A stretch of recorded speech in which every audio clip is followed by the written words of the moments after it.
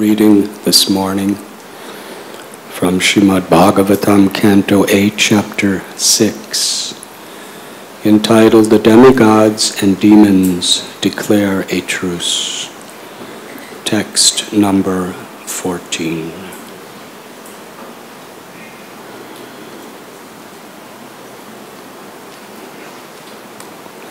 Among the demigods or devatas, like among devotees of this world, there are different levels of consciousness. And therefore, everyone in their own unique way is approaching the Lord. It is such a beautiful thought. Let us take the example when we are doing Nam Sankirtan. Recently in Sri Mayapur Dham, there was approximately 4,000 of us in the temple of Sri Radha-Madhava, all chanting together Radharani and Krishna's holy names.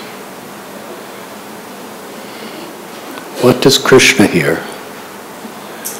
Krishna hears all levels. On one level, he hears the combined sound vibration of 4,000 people crying out God's names, all in the same melody, accompanied by the mridanga, the karatals, sometimes the flute or trumpet. So this is what we hear. We hear the tumultuous sound of 4,000 voices all merged together, like in a chorus, vibrating the holy name. And the unity of how we all try to sing the same melody and with the same rhythm, it's an effort to be united. Yes? If the leader of the kirtan sings one melody and everybody in the group decides to sing whatever melody they like best, it will be a very different sound of kirtan. But whether you like the melody or don't like the melody, everybody surrenders to sing the same. And some people, they like to just very shanti, just sit down and in a meditative mood cry out for God. And others want to dance wildly to dovetail whatever propensities may be stored up for millions of births. But whatever your particular preference may be at the time, to sit, to dance, according to how the kirtan is, everybody surrenders. We all chant slow because that's the way we're being directed, and then when it's time to dance, we all start dancing.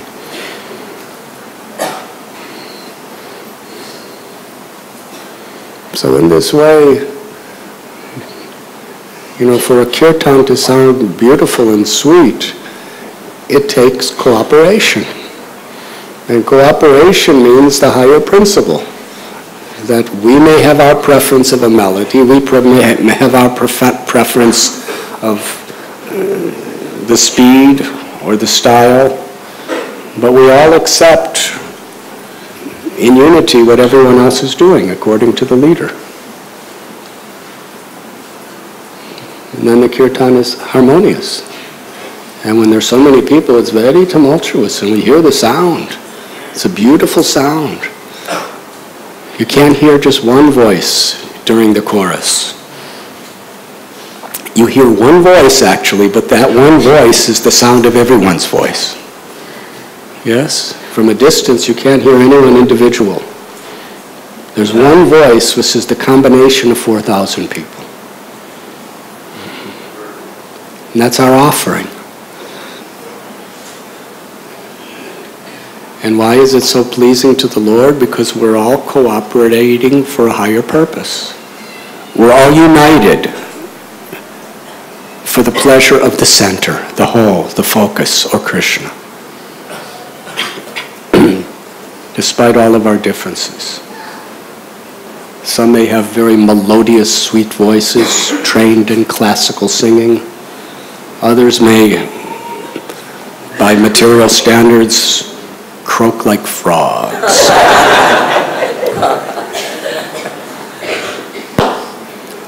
Some may be children with very high, shrilling voices. Others are very old people with very graveled, choked up voices. Others are very young, screaming out. But all these differences, there's men, there's women, there's old, there's young, there's people of different nationalities, different races. But the voice becomes one.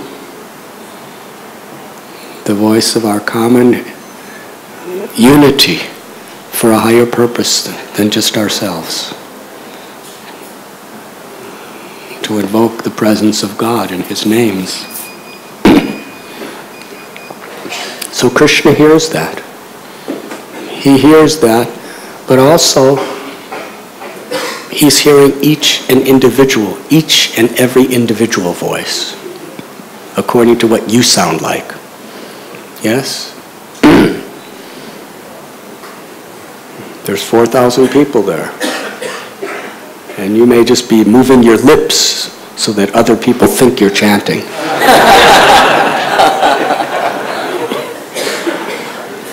But Krishna sees that you're not chanting. Not only does He see, He hears. He hears every single individual voice simultaneously as the whole, one voice. He hears each and individual, what you sound like. What is your volume? What is your melody? What is your rhythm? Simultaneously, Krishna hears our intention of every single devotee in that kirtan, 4,000 people. What are you feeling? What are you thinking? What do you want? Why are you chanting? Are you chanting just because everybody else is chanting? Are you chanting because you want good grades in your exam? And there's no better place than Mayapur to get blessings?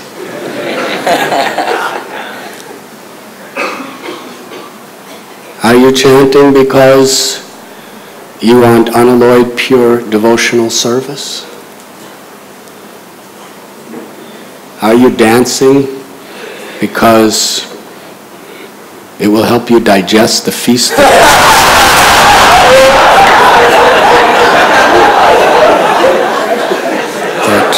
Gauranga Prabhu and his associates have prepared for you with all that ghee and groundnut oil? Those rotis made by the Belgium devotees? Or are you dancing to show off what an acrobatic physique you have? Or are you dancing because you really want to give pleasure to the Lord and the Vaishnavas?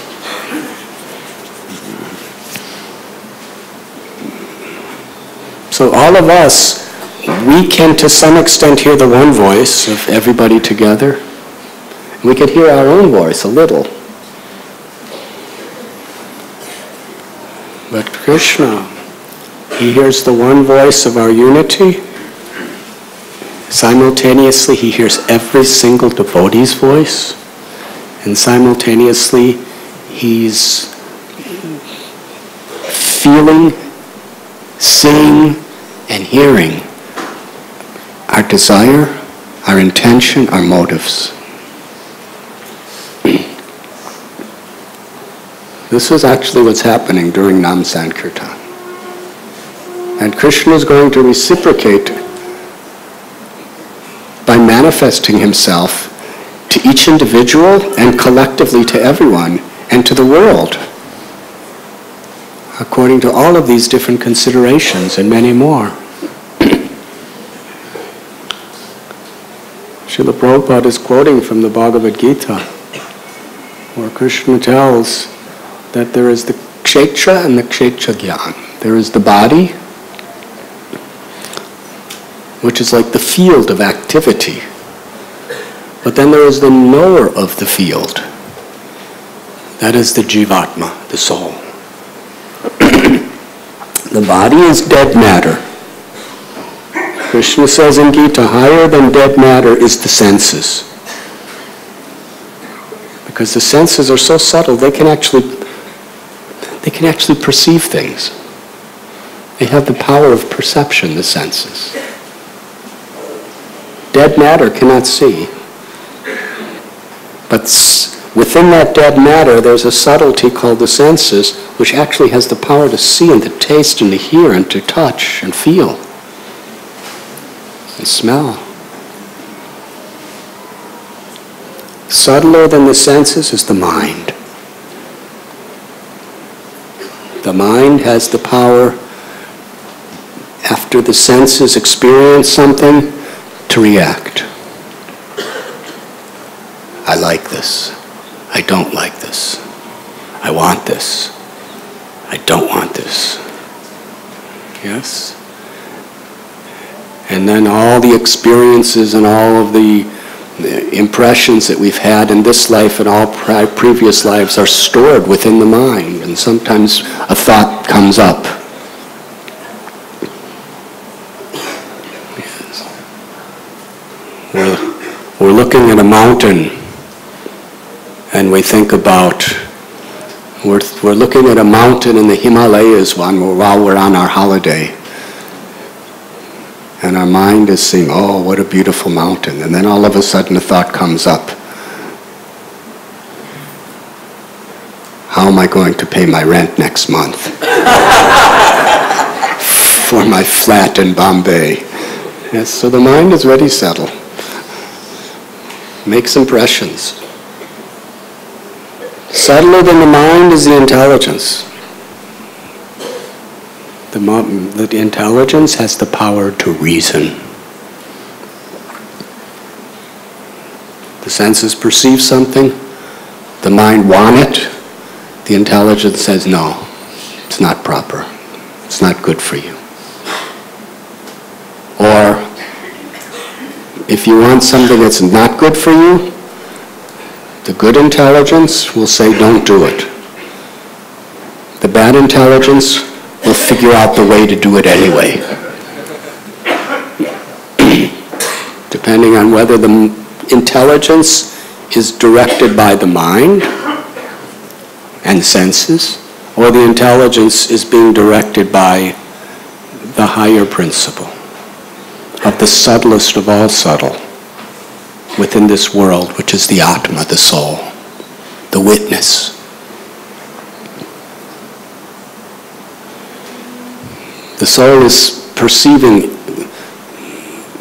everything through this body and in this body. But then there is the super soul, the Paramatma, who's not only the witness and proprietor of an individual body like you and me, but is the witness and proprietor of every body.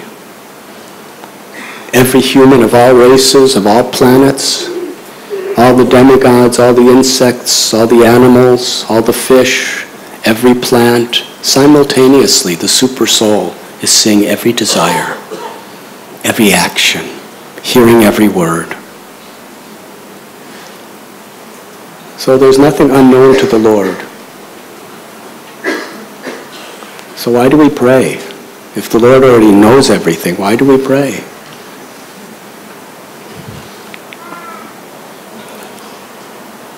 We pray because through prayer we cultivate a connection of submitting ourselves before the supreme power of God. And that submission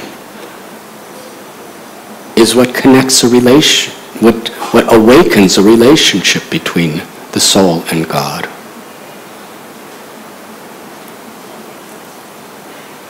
So we find here there are various demigods.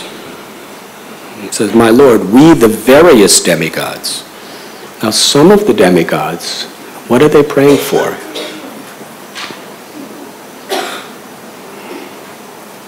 They have just lost everything. Think about it. We read the Bhagavatam, but if we really want to understand what's being said, we have to enter into the experience of the particular characters. It's not just a story of the demigods approaching the Lord. Think about it. Think about if you were in this position. The demigods have families, like many of you have families, and they have very high positions, much wealth, prosperity. They have lost everything. Not only have they lost everything, but they are subjugated by a higher power who has occupied their land. Yes. Like in London, we hear stories. Some decades ago, many of the people who were of Indian origin were living in the country of Uganda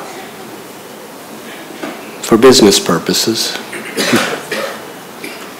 Some were from Gujarat. They were born and raised in Uganda.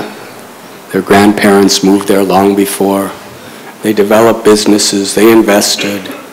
They had their society. Became quite successful, very wealthy. And then the government changed. This is reality. And the government decides, we don't want these Indians around anymore. And why should they have all this money and all this wealth? It's all ours. And they literally took everything away. Everything. All the property that they worked for generations to achieve. They just took away their property, took away their homes, took away their bank, everything in the bank. Governments have the power to do these things. Everything.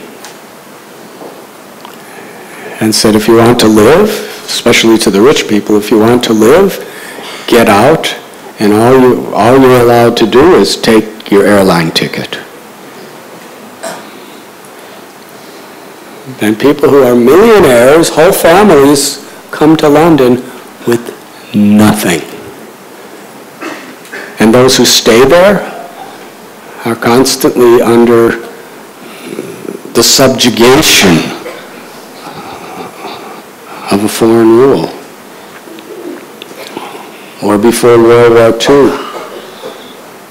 people were living peacefully in their homes, and all of a sudden the German army comes marching in with their tanks and their bombs and their very highly trained soldiers and ammunition and weapons, and they just come into your country and say, it belongs to me now.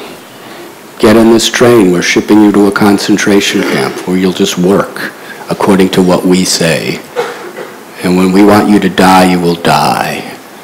Work hard or you die. You're a prisoner. Multimillionaires the next day are like this because they're under a subjugated foreign rule.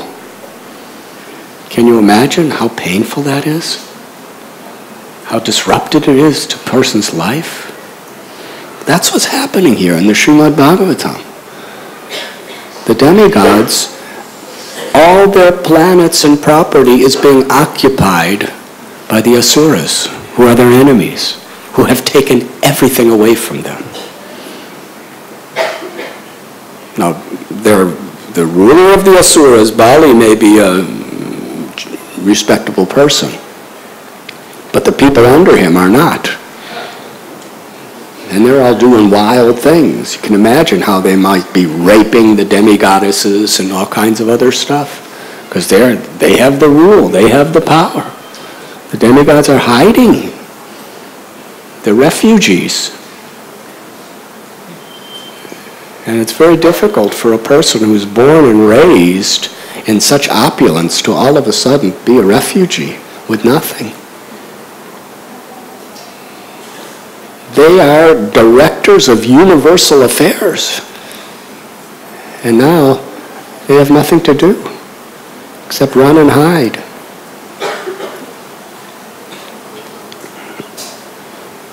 So Krishna knows all this. But he knows the intention too.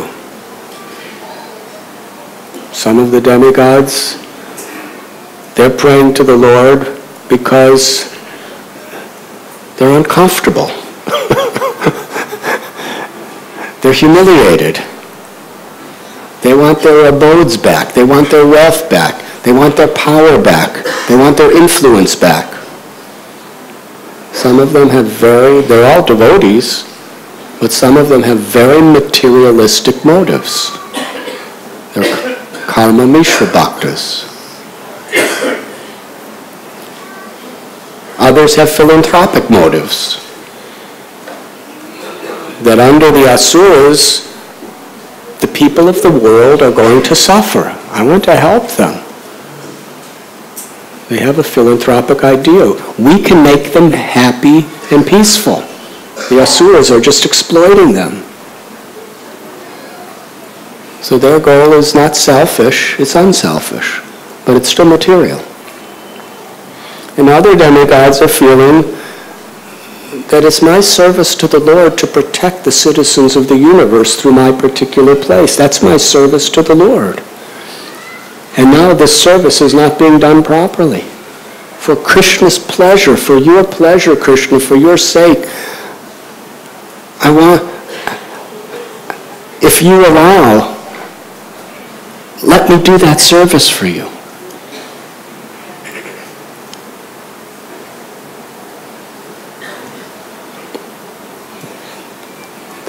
People are suffering in this world.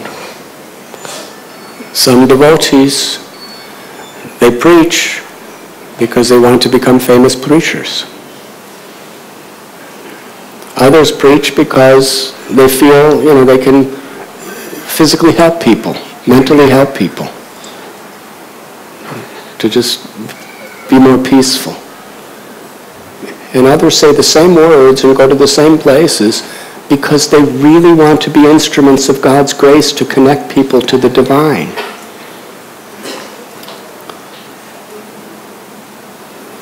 So like us, the demigods, every single one of them is unique. Every one of them has their particular intentions, their goals, their motives for praying to the Lord. Some are pure devotees. There are demigods who are pure, unalloyed devotees who are here praying to the Lord. Others are very selfish and egoistic. And the Lord's in every one of their hearts. He's hearing their joint prayers, he's hearing individual prayers, and he's hearing the heart of every single one who's praying.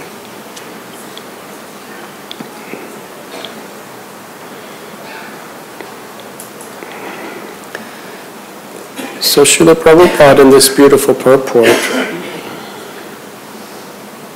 he writes, since he is the witness of everyone's body, nothing is unknown to him. He knows what we need. Our duty, therefore, is to execute devotional service sincerely, under the direction of the spiritual master. Srila Prabhupada told us that the best prayer, the culmination of prayers, is how can I serve you? That is the prayer of love. Love means to serve. How can I serve you, my Lord? And to serve according to our own whims or our own particular preference is not a very high level of service. To serve is, what do you want? Yes? It's like Prabhupada said, you ask for water and someone brings you milk, and you think milk is better than water, but that person may be allergic to milk. Yes? So are you really doing that person service? The person says, no, please give me water. He says, no, milk is better than water. You drink this milk. We may be thinking it's service. But real service is we have to understand who we're serving, why, and what the object of our service actually wants. Tad vijnanartham sugurum eva abhigacche. That is why a guru is required. Guru, sadhu, and shastra. The guru is considered to be the external manifestation of the Paramatma, the Supersoul. And he's speaking according to the scripture, which is the very words of the Supersoul, as it has been understood by the great sadhus or saints throughout history. So there should not be a confusion of what Krishna wants. Within our mind, we can have so many ideas of what Krishna wants.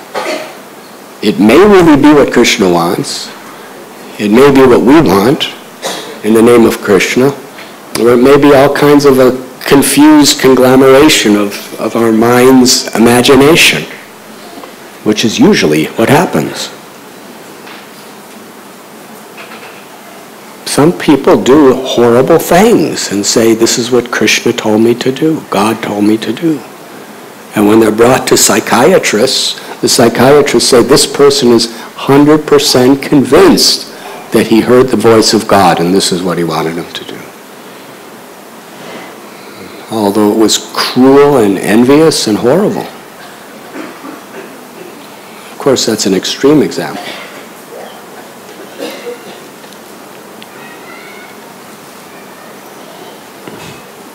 You can say, today is Gaur Purnima and Lord Chaitanya definitely wants me to make him pizza.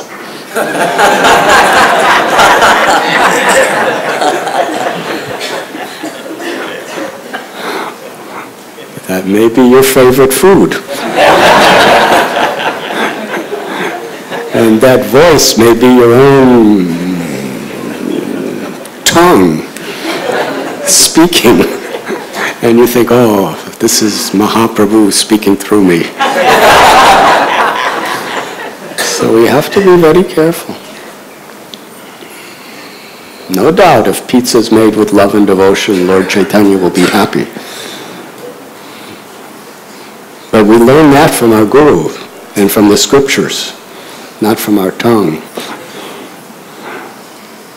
So we understand what Krishna wants by Krishna. We cannot hear him clearly within our hearts because of our mind's contaminated state. Just like if there's a beautiful diamond in a pot of water and it's laying on the bottom, very rare diamond. If the water is absolutely clear, you can see the diamond clearly. But if the water's all muddy, you can't see the diamond at all. God is in our heart. He's the supreme diamond.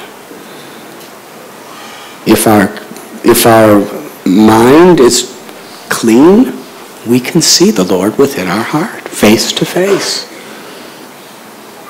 according to how he wants to reveal himself to us. We may see him in separation or we may see him in person, according to his will. But we'll feel him and see him and experience him. But if the mind is muddy by ego and all sorts of desires, selfishness, we can't possibly see. There may be a piece of lead that we accumulated with all the other dirt that's in the bottom or that floats to the top. And we think, there's the diamond. I'm self-realized. I see it now. But it's not. Similarly, for those of you who have cellular phones, you can hear someone's voice if there's a clear reception.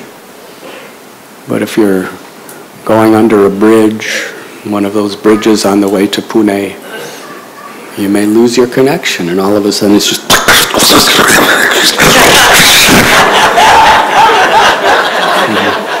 and you're screaming, what, can you hear me, can you hear me? And the other person is screaming, can you hear me, can you hear me? And the other person is saying, can you hear me, can you hear me? And all you hear is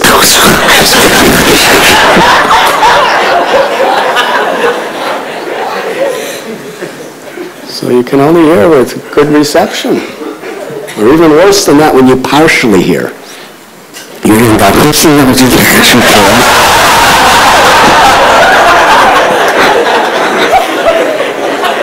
and you hear, oh, he's telling me to turn left, but actually he said turn right.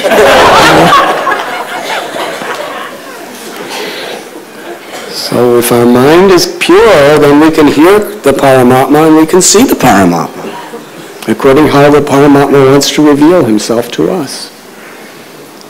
But if our mind is not very perfectly clear, we understand exactly without interpretation or confusion what the Paramatma wants to say through Guru, Sadhu, and Shastra. Tadvidi pranipatena pariprashnena sevaya. Krishna's Jagat Guru. He's the Supreme Guru. And in the Bhagavad Gita, he quotes from the Vedas to authorize what he's saying. As an example, that this is what a guru does. He doesn't need to. He's the author of the Vedas. Vedaishcha sarveraham eva vedyo vedanta karit veda vedeva cha. But still for our purpose.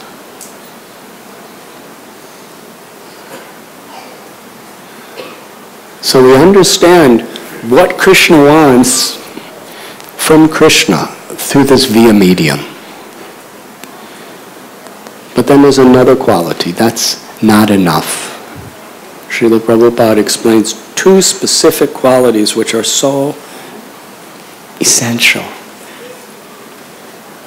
We have to execute what we hear with sincerity.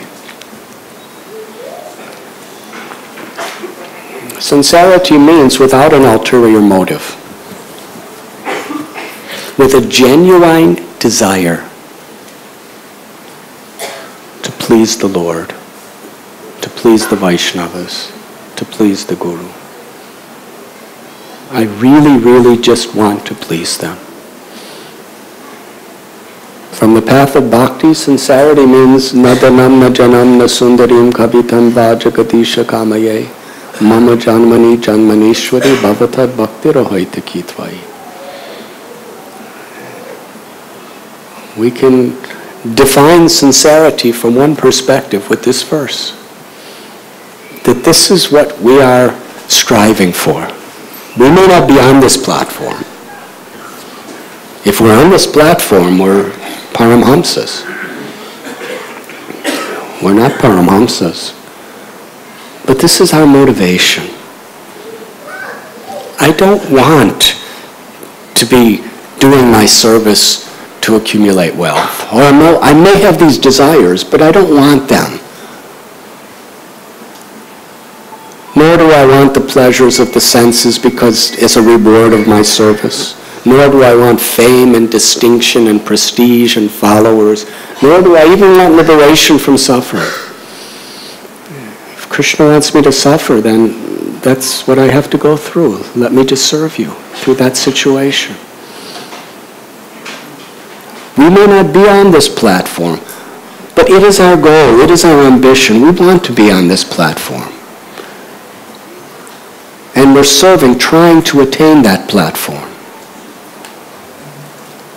of not having ulterior motives.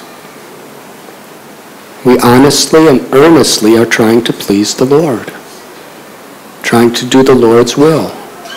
That is sincerity.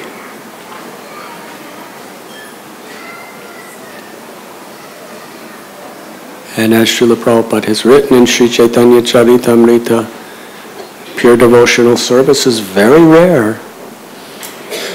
But if one is sincere, serious to execute his or her duty, and does not have ulterior motives, really genuinely just wants to do good and please the Lord. I really want to serve the devotees. I really want to make the devotees happy according to the Lord's direction. I really want to bring people to understand and love Krishna, because that's what will please Krishna, and that's what will please them. That's my wish. I may have so many other desires and motivations and conceptions swirling around with my mind, but with my intelligence, this is what I really want, and this is why I'm doing it.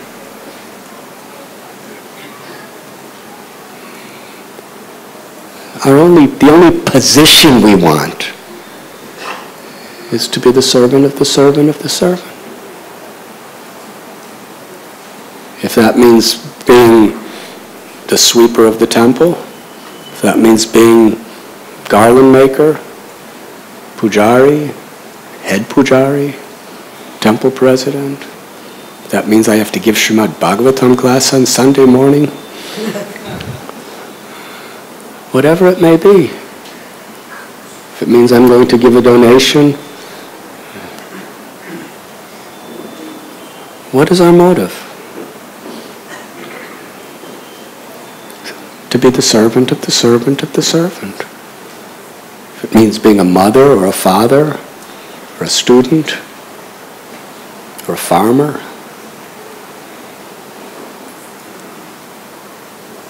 positions aren't important. They change. Distinction and honor comes and goes like the waves in the ocean of material existence.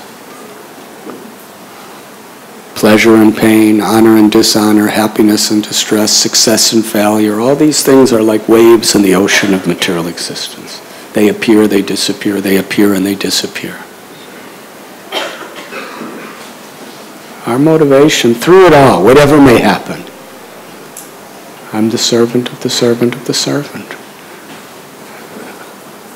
And in bhakti, servant means I want to please Krishna. And I want to please those connected to Krishna.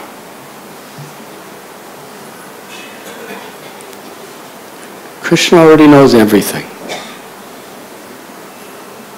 We don't have to send Krishna a complete report about the situation. Yes? We don't have to send Krishna a whole financial audited report about our economic problems. Yes? He already knows. He knows exactly how much money's in your account. He knows how much you owe. He knows how much you're in debt.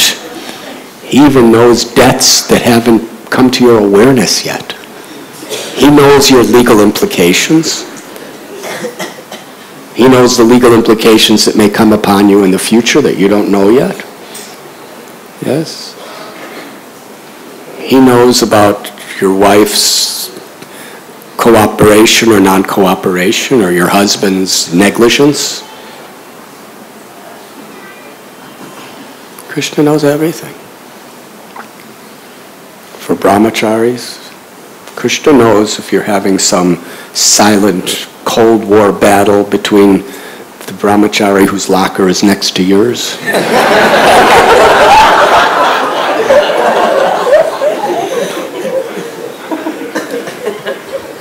You offer obeisances doing Banchakalpa Tarubhyascha, but your mouth is saying it, but your mind is saying something else. Panchakalpa, you want to panchakalpa.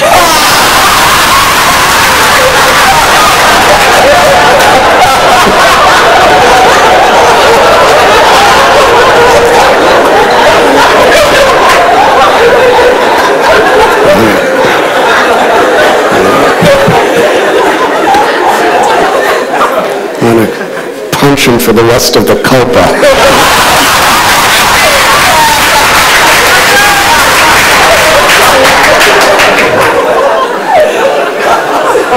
So Krishna knows all these things. So you don't have to explain to him the scenario. Well, what is important is that we, like the Devatas, we accept his supremacy and we take shelter. Krishna, in this situation, I need your help. There's major anarthas that are destroying my spiritual life, making me cause offenses to others. My family is in destitution now. I mean, everything's at risk. You know the situation, Krishna. I want to serve them. Please, according to your wish, help. I always need your help.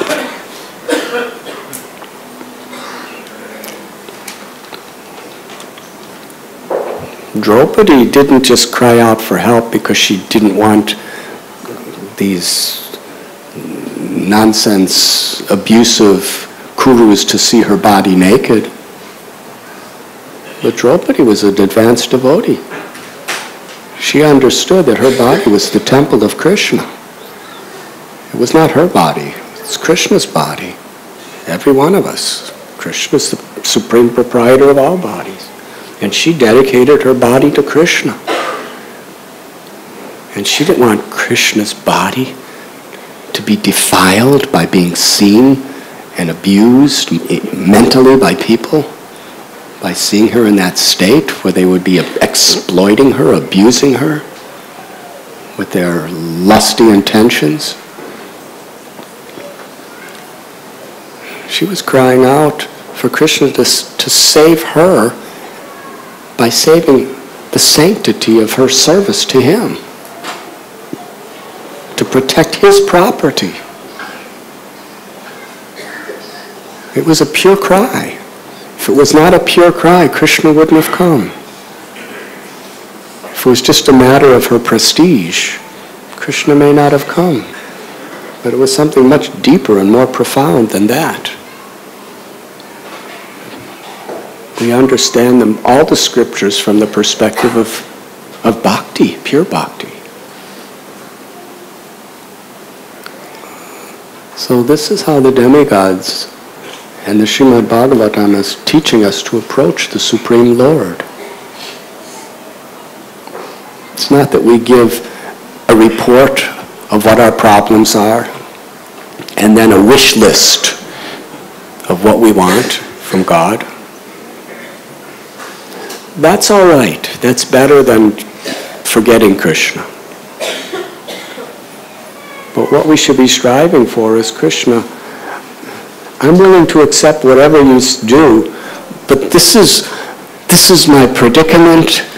Please help. You know my predicament. Please help me to be an instrument of your will.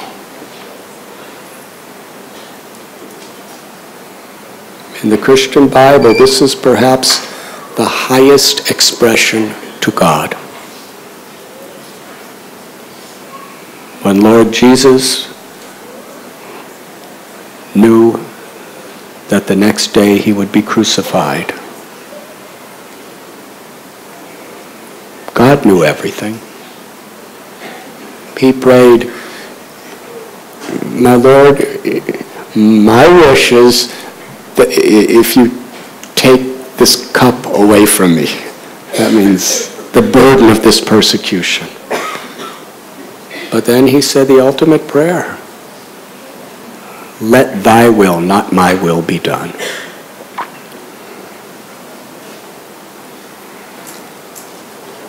What you desire, let that be. And let me just cooperate and be a part of your plan. Nobody wills to go through difficulty. We can't artificially just say, I like difficulties. Couldn't he said it after all the difficulties were over? Vipadashantu tashashvat. She said, let the difficulties, calamities come again and again. But we never heard that prayers while it was happening. We heard it after it was over. Because she had a realization through it all. She was ready to go through it all again because she understood that it's what made her turn to Krishna. She was turning to Krishna. She was grateful to Krishna even in the calamities. But the calamities is not what she wanted.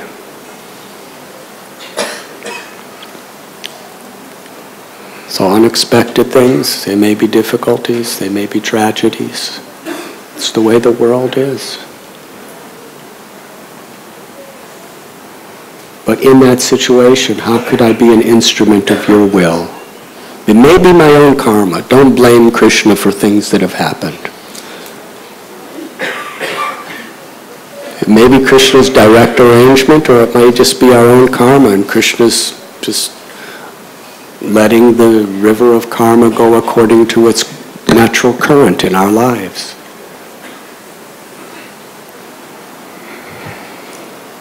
But the prayer, what is your will? What do you want me to say? How do you want me to serve you in this situation?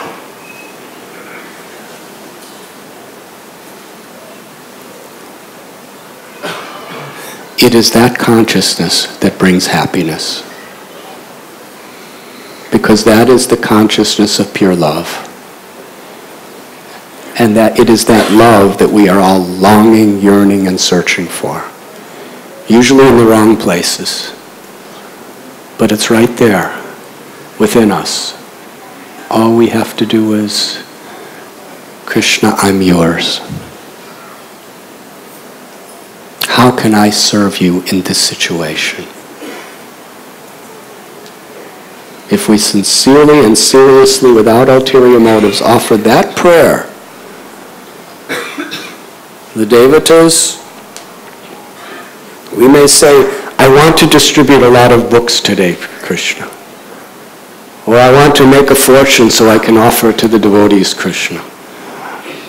We may be thinking so many things, or before a lecture, please give me something to say. Because I want to serve these people. That's good. The demigods want their property back for they can serve people properly. They all have different motives. So that prayer is good, but what is our motivation? What is our intention? Ultimately, our intention should be to serve the will of Krishna.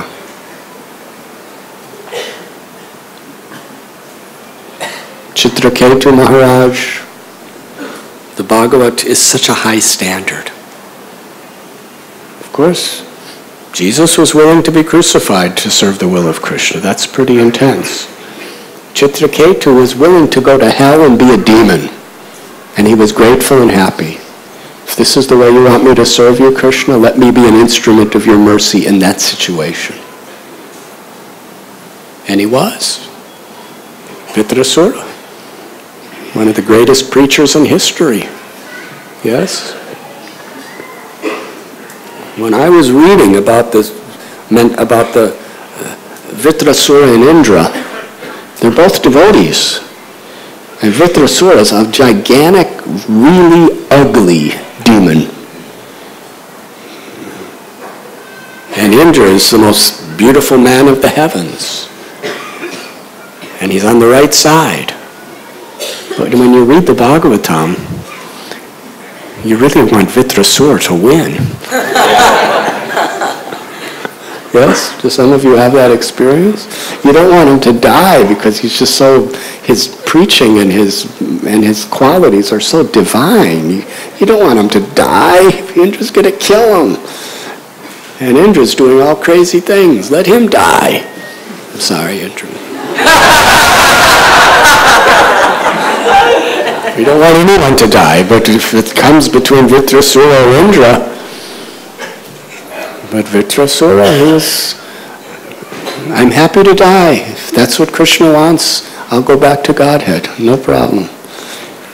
I'm happy to become a demon, if that's what you want, Parvati Devi. Let me just, in whatever situation, heaven or hell, let me serve the Lord. Let me do the Lord's will. If we have that consciousness, whatever the Lord gives or takes away, we can always be peaceful. We can always be happy. We can be peaceful and happy while we're crying, in agony, deep down inside. Yes. Things happen, and on this worldly level we're affected in a certain way, and that's not a problem. We're not made of stone.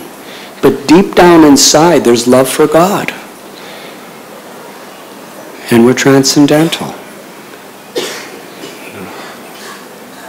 That's happiness. Not the happiness of getting our way, because it doesn't last. It's all flickering. Deep down inside is real happiness. And that is through our love. In whatever situation may come. I'm trying to make things nice. It's our duty to try to make things nice in this world. But whatever may come, I'm the instrument of your grace. I'm just trying to serve and do your will. If we have that consciousness, then we're always stable. If we have that consciousness, it's the environment in which prema, love, the ultimate goal, the essence, awakens from within. Thank you very much.